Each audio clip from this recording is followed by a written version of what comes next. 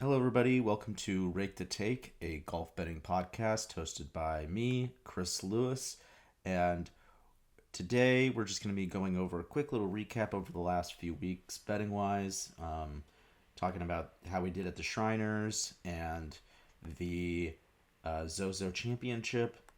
There's no betting tips this week because there aren't really any tournaments, but we'll resume that next week when there we have the worldwide. Let's see. What is next week? It's the Worldwide Technology Championship. Yeah, I was about to say that, but I just didn't know if it was abbreviated or anything like that. But yeah, next week we'll be back talking about some bets for golf. Um, but yeah, this week I just wanted to go over our results and our process and see, maybe where we can improve, where we can kind of figure some stuff out. And yeah, so Eric Cole at the Shriners Children's Open, that was our one bet that week. And he was coming in with really good form, some great strokes gained on approach numbers, which was something that was really encouraging for the week. And he came in and basically had the worst strokes gained approach performance of his entire career, which was absolutely shocking. I mean, he's been one of the most consistent approach players on the PGA Tour since he came onto the scene last year. And yeah, no, that was absolutely surprising for me, especially because he played well to Zozo too the week after that. So it's like, what is going on? And he had a great driving week too with the Shriners. It seemed pretty inexplicable. The skill sets that we were looking at for him were, you know, were there every other week besides at the Shriners. So I don't know. I think that one was more so of an anomaly rather than just sort of a poor bet. Uh, I'm not wasn't really too worried about missing on that one, but yeah, no, it is what it is. I still stand by my process with that. Um, I don't really feel like we can really think that much about that. What happened there? But going on to the Zozo, kind of looking at what happened here. Let's just go from the talk about the worst first. And we had David Skins, who finished basically second to last. As I said on the podcast, I wouldn't be shocked if any of the guys that I bet really performed poorly. And Skins was no exception. I mean, he played awful, just like he did at the Shriners. Even though he made the cut at the Shriners, but yeah, I don't know. It's just has a very weird profile. I knew going in it was definitely a risky bet, especially since he hadn't played at Accordia. But yeah, I don't know. I really don't know what's going on with David Skins. He's just a very, very strange player who can somehow just shoot a really low score on some random ass day and then not do anything. But yeah, no, I don't really know if I will be going back to him in the future, but we'll see. Maybe there'll be another course fit or something like that. Um, but yeah, and then Adam Schenk, he was the other player that I took that really didn't do all that well. Um, but if you really look at his strokes gained, I mean he had some good days. Like day one, he shot one under, and day two, he shot five under. Had a really good putting day. But he's just been consistently losing strokes on approach, no matter what. He's definitely has something going on with his irons and wedges. It just did not fix itself this week, even though he had some good putting performances on the early part of the tournament. He still has work to do until he wants to kind of get back to where he wants to be. Um, but it wasn't all horrible with the Zozo. Uh, Taisei Shimizu and Luke List both finished at 10 under, tied for 16th, and had a very solid tournament overall. Luke List, he's still working out some stuff with the irons too, but his short game and driving was excellent this week, which was enough for him to kind of put up a good performance. I think List is a good iron player, so I hope he figures that out. But I'm glad to see that he's developing some consistency with the putter.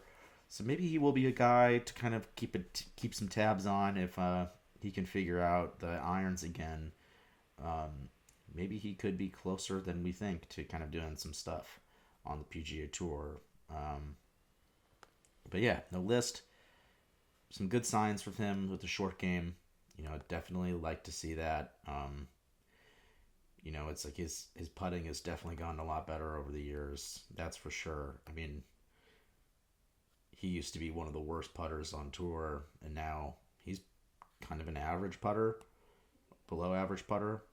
I don't know. It's definitely interesting to see where he's at with that. Um, and then Taisei Shimizu, he actually had a really solid week on approach. His irons were probably one of the most, uh, I guess, impressive skill sets that I saw from him. In comparison to the field, like he definitely seems like he's a pretty good iron player. Um, a lot of inconsistency with the putter and with the driver. Uh, there were some great approach shots he had this week that just did not get rewarded, including one in round one where he hit it. He hit it in inside 10 inches, I think, and missed. Um, I don't know. Very, very inexplicable. I think that was on hole five. So yeah, I don't know how he misses a 10-inch putt like that. But yeah, that was crazy. Yeah, I think he had two 5-footers outside of that too that he missed. So geez, I mean, just thinking about that round one, he realistically could have finished inside the top 10. And if that had happened, I would have been able to be profitable on the week. Um, Considering that I took the placements for all these guys. So yeah, no, I mean overall, like it definitely could have been a way better week, but what are you gonna do? It's just one of those things with golf. So overall, I mean, I don't really feel all that bad about the process. I feel like things went the way I thought they would. I mean, even Shank to an extent. Shank and List, we knew there were problems on approach, but I think overall this tournament showed that if you had good putting, you were going to be in contention throughout the week. If that was something that was consistent, but just creating enough opportunities, I think that's kind of the most important thing. That they weren't really able to do. Um, Someone like List, like he lost a stroke for the event on approach. So, if he was having his typical strokes gained output, yeah, he definitely would have been on top of the leaderboard given how he usually plays, in his top peak from a tee to green perspective. And Taisei Shimizu, yeah, who knows if he just had a little bit more consistency with the putter on his good approach shots, he could have been up there too. So, I mean, I like what I saw from those guys. Shank, was a little bit all over the place. He definitely still has a lot of room to grow from tee to green. That's for sure. And, David Skins was pretty much bad all around. So there's nothing really I can think about there that could have gone better. So I think overall, looking at these past two events, I feel like I am on the right track. I think the fact that Eric Cole played well this week too kind of makes me feel better about missing him at the Shriners. It wasn't it like that felt like an anomaly more so than um, my analysis of him not playing well at that course was off, or or I should say, my analysis of him playing well at that course in the past was off, and the course fit in general. So I don't know. I mean, like that's a bit of a weirdo, but regarding the Zozo with Shimizu and List, I think my analysis was pretty on point with those guys. I thought they were good buy lows, and they did, somewhat of what not really expected, but I think they definitely exceeded my expectations with Shimizu and List by at least even making the top 20. But it was a little disappointing that Shimizu didn't make the top 10 given where his iron play was at most of the week. Seemed like he did leave a lot of strokes out there. But yeah, no, I mean, I think the fact that Nicholas Echeverria won was also encouraging. I was kind of looking at him, but he was not really a guy that I. He was not really a guy that I did anything with, in the past. And it's like, I mean, he's had some spike performances here and there, but it's like I did not feel confident really taking that, and wasn't really sure how good of a course fit he was, but he did have some huge odds, given how he had played, and he's a previous winner before too, so he was in the range of the guys that I was liking. So it does.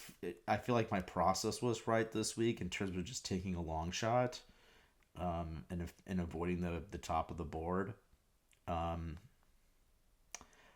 Max Gracerman is another guy that I was like, oh, like I just really like his game, and the fact that he played really well this week. I wish I was on him. I was riding him for a while, every event before he kind of I had him at the Wyndham, and then he choked, but I also had Rye at that tournament, so it wasn't that big of a deal. And I had him at the 3M, and he almost won there. So that would have been cool. So I'm glad to see that he's continuing his really good form. I think he is a potential star on the PGA Tour. I mean, his putting is just unreal. I really like his game. He's a very good player. And I can't wait to bet on him in the future again.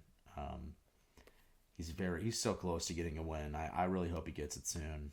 I'm a big fan of Gracerman. I think he's definitely got to keep some tabs on for next season. Justin Thomas, it's glad to see him back. I wasn't really thinking about taking him at all, just because he hasn't really played. But I think like his around the green game has just become so sophisticated. He has one of the best short games in the world. And he's still a great approach player, but he might have a better around the green, more consistent around the green game now. I mean, his iron play still has a ton of upside, but man, his short game just becomes so good. It's like him around the greens is just beautiful to watch at times. But yeah, no, I mean those two skill sets have definitely been his bread and butter over the years, and it's good to see that he has that consistency still there. It's just I think the flaw of Justin Thomas is that he's just isn't consistent enough putting. That's always been his downfall when it comes to these events. But if you think about a pure package tee to green, like factoring distance, approach around the green, there are very few players that can have that true skill set like he does. So yeah, I don't know. I don't really know what to think for JT. I don't know if he's back, or if this is just a really good performance. It's obviously not like a great field, so who knows? But this was definitely his best performance of the year, from a strokes gained perspective. So it's good to see that, at least, him back up there in a really good place. But yeah, it's actually his best strokes gained performance the last two seasons. His best strokes gained performance since the Canadian Open in 2022, when he won the PGA. So yeah, hopefully he can be more consistent going forward. It's definitely a great sign for JT. Um, he definitely should have been on the President's Cup team. There's no question about that. Him and Billy Horschel, both of those guys have had some great performances since then, since they made those picks. Um, but yeah, no, I mean, what are you gonna do? That was in the past. But yeah, no, that's this week. Um, and I hope you guys enjoyed this recap. Just wanted to do something for this week to kind of keep the listeners engaged. Thank you for listening, and I'll see you all soon.